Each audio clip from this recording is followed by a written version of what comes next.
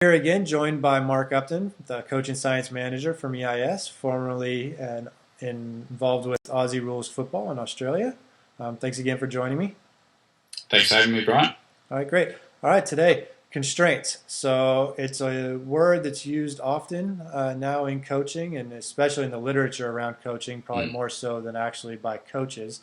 But I think coaches know what constraints are. I just think that many of them just don't use the same terminology that sports scientists or researchers use.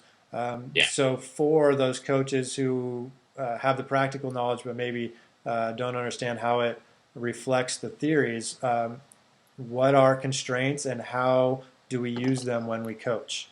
I think, the language is interesting. I agree. Coaches might have some different terminology for what in the theory we call constraints.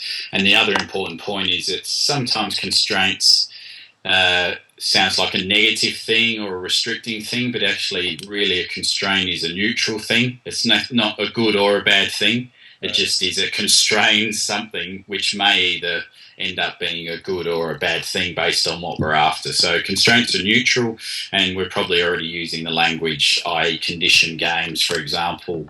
I know the Spanish use the term resistances, so there's probably already examples and coaches are using them. But it originated from Carl Newell, so I think it's his 1986 paper, looking more so at like child development and sort of, how they acquire their movement skills and how they develop from a very, very young age. And it was sort of trying to reconcile again sort of I guess it's the nature nurture idea, but again the individual and their environment. Right. So you've got individual or person constraints. You've got the environment, but he was quite specific in breaking down to the task you're engaged in. So it's not just the environment, specifically that task, and then other environment properties like the physical properties of the environment, as well as I think what's more recently being looked at and is really fruitful is the social and cultural environmental constraints as well. For example,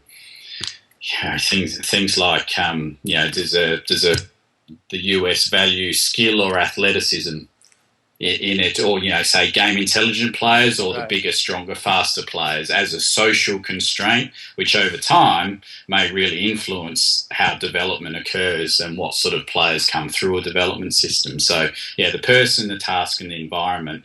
There's obviously subcategories of constraints within them that influence what you see in the moment on the court, on an athletic field in terms of how a player's moving and acting, but also particularly over a long period of, developmental time, 10 years of, the type of athlete or player they end up becoming.